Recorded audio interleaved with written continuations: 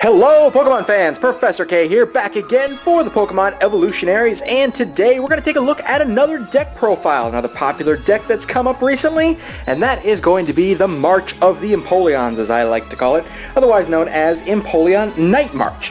So let's go ahead and break this deck down and take a look to see what makes it work so well. Of course, as with any other Night March deck, you're going to have all of the Night Marchers, which means you have to run 4 of the Pumpkaboo from Fainted Forces with the Night March attack. Of course, Night March does 20 damage times the number of Night Marchers in your discard pile. So if you got 3 of them in there, you're doing 60. You got 0, well, you're doing 0. So start off with 4 Pumpkaboo there. And of course, there are 2 other Pokemon that have the ability to use Night March on their own without any other help. And one of them is going to be the 30 HP double colorless energy requirement, Joltik. So Joltik, even though it's only got 30 HP, still hits for the same amount of damage, 20 times the number of Pokemon in the discard pile with Night March, but it does it cheaper for a single double colorless energy. So it's a little bit more beneficial there. Of course, you'll see the strategy of how that gets used here in just a moment. One nice thing about Joltik is having him on the bench and being able to use a certain Pokemon's ability to take advantage of that lower energy cost. And the last Pokemon that has the Night March attack is going to be 4 copies of Lampent. Lampent is nice because it's a Stage 1 Pokemon. We don't run the first stage. So this is something you can immediately access through your battle compressors, get them in the discard pile, and not have to worry about starting out with them. So you're only going to start off with a couple of different Pokemon, and this guarantees that you get some Night Marchers in the discard pile through battle compressor without really hurting your starting hand. So that's really cool. For Lampent. So that gives you a total of 12 Night Marchers. So if you have 11 of them in the discard pile, you're hitting for 220 damage. Granted, that's not a situation you want to necessarily be in unless it's the very end of the game, but it is possible. Alright, so what really makes this strategy work is being able to use Mew EX's ability, Versatile. Versatile says that this Pokemon can use the attacks of any Pokemon in play, both yours and your opponent's, as long as you have the necessary energy requirement. So with Mew EX, you're capable of copying Night March's attack. Whether it be for 3 energy, 2 energy, a Psychic, and a double colorless, you can use it to copy that attack. Now granted, you'll never use Lampent because he'll never be on the bench, so you'll never be able to use Versatile for Lampent. But you can use it for Joltik, and you can use it for Pumpkaboo. One nice thing is, if you got Joltik on the bench, single DCE, you can still do it. So when Mew EX copies the attack, it makes this deck a little bit more consistent and a little bit stronger. Now, for added consistency, we've got 2 copies of Jirachi EX. Specifically for the ability Stellar Guidance. When you place Pokemon from your hand onto your bench, you may search your deck for a supporter card, reveal it, and put it into your hand, shuffle your deck afterwards. Jirachi is a great consistency card because there's not a whole lot of supporters in this deck. Mainly you're going to use on item-based draw support, so Seismitoad is not necessarily a very good matchup for this deck, but if you go first, then chances are, you're going to be able to get what you need into play fast enough. So Jirachi EX helps a consistency factor, gets you a supporter if you happen to need one. Otherwise, don't bench it because it becomes an easy target. Speaking of benches, we've got 1 copy of Mr. Mime. Mr. Mime has that bench barrier ability, preventing all damage done to your benched Pokemon by attacks. With a Pokemon like Joltik on the bench with 30 HP, it's very susceptible to bench attacks, such as Landorus's Hammerhead attack. 1 hit from that will knock it out. So Mr. Mime protects your bench and those lower HP Pokemon Night Marchers from getting hit and knocked out. The last Pokemon we're going to take a look at here is going to be the Empoleon with Diving Draw. Once during your turn before you attack, you may discard a card from your hand and draw 2 cards. Also has a really great attack command. 10 damage times the number of Pokemon you have in play, both yours and your opponent's. So that's bench and active. You can hit for up to 120 damage for a single water energy without any other help. Not too bad.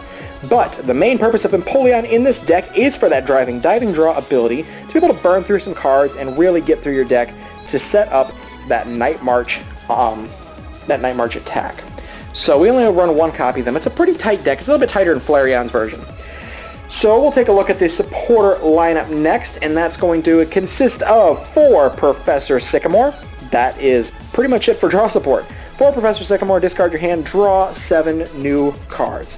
This gets Night Marchers in the discard pile and burns through resources that you may not necessarily need in certain matchups, and may get you stuff that you need that you don't have in your hand already.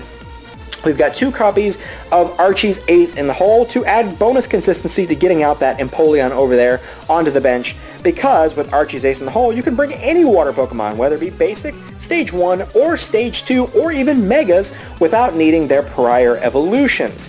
So being able to put the Empoleon onto the bench directly and then drawing 5 cards is a really awesome card, but the only drawback to it is that you can only use it if it's the last card in your hand. So it is a little bit difficult sometimes to do, but usually, more times than not, I can get a turn 1, 2, or 3 Empoleon about 80 to 90% of the time. So that's not too bad, and it definitely does work for the strategy, considering how hard this deck hits. And it has to trade usually for 5 or 6 Pokemon because of that Mew EX over there. We also run not 1, but 2 copies of Lysander. Because of the frailty of this deck, you're going to want to bring up your biggest threats as fast as possible. So if you have 2 copies of Lysander, you have better access to it to be able to bring something up off of your opponent's bench that may be getting ready to power up and knock something out. And that will disrupt their game entirely, causing them to have to start over. So, always good to have as many copies of Lysander as you can afford. Speaking of Lysander, we also have Lysander's trump card here, because sometimes we get enhanced hammered, or we throw away stuff that we don't necessarily want to, or we're about to deck out. And Lysander's trump card will allow you to get all the cards out of your discard pile, put them back into your deck as well as your opponent, and allow you to keep going through the game without having to worry about running out of cards or without getting back your resources. So that's awesome. We also have 1 copy of Teammates here, because if something gets knocked out, obviously you're going to want to go back in and get 2 cards that you need. It's like a computer search, but only if your Pokemon gets knocked out. Get any 2 cards at all. Don't even have to show your opponent. We run 4 copies of VS Seeker. 4 copies of VS Seeker, getting back any of the supporters that we need to reuse over and over again. With such a low supporter count, it's an awesome, awesome card.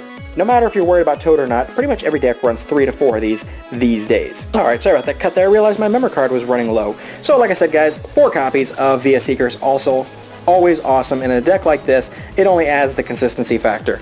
So, there is that. And we also run 4 copies of Battle Compressor. Battle Compressor allows you to search your deck for up to 3 cards and discard them.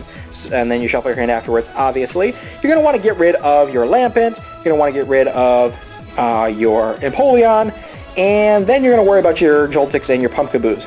But first and foremost, I think the best way to do it is to get rid of 2 Lampent and an Empoleon on your first Battle Compressor.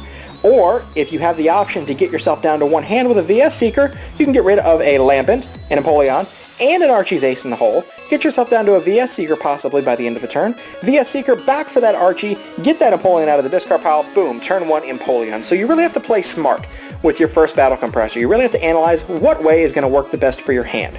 But 4 copies of Battle Compressor allows for that consistency factor, hopefully getting you a turn 1 Battle Compressor right off of the bat. Also, we've got 4 copies of Ultra Ball. This is another way to get your hand size down really fast. Discard 2 cards, find yourself a Pokemon. Pretty simple. You can search out anyone that you want, but the main idea is to get cards out of your hand so you're able to use that Archie's over there to get that Empoleon and start doing Diving Draw and getting everything you need to set up and start wrecking things with Night March. Night March is another deck that did very well in States the past few weekends, so that gives you an idea of how strong the deck really is. As a matter of fact, I do believe it came 2nd place, South Carolina States I want to say, and a few others as well. So we also run 4 copies of Acrobike, amazing card in this deck and Flareon. Look at the top 2 cards of your deck and put one of them into your hand, discard the other card. So you might be able to discard a Night Marcher and get something else that you need. Or, well, I mean, it also can draw you into something to get you into that smaller hand size, like an Ultra Ball. Never know. So 4 copies of Acrobike can get you what you need most of the time. So we're going to go ahead and set those down right over here next to our Ultra Balls. And there's also a few different things in this deck from some of the others that I've seen.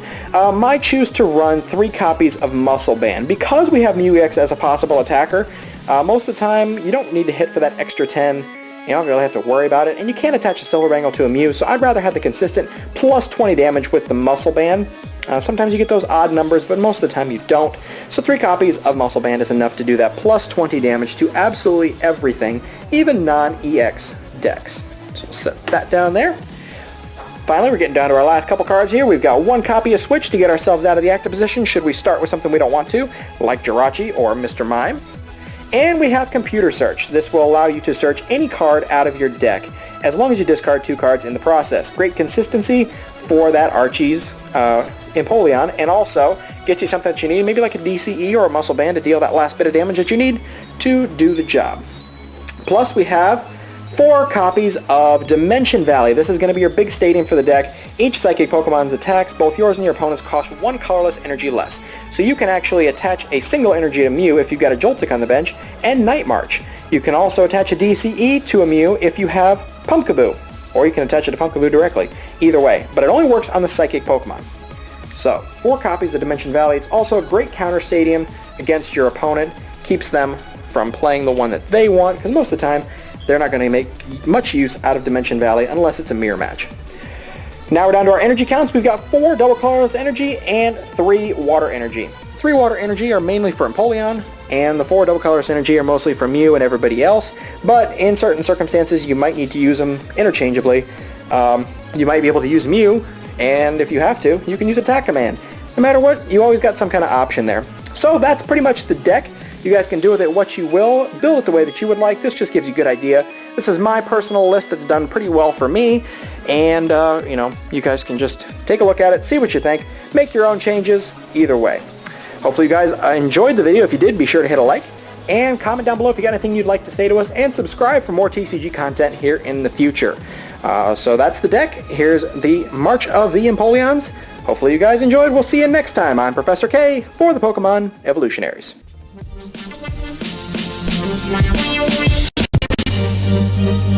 Wow.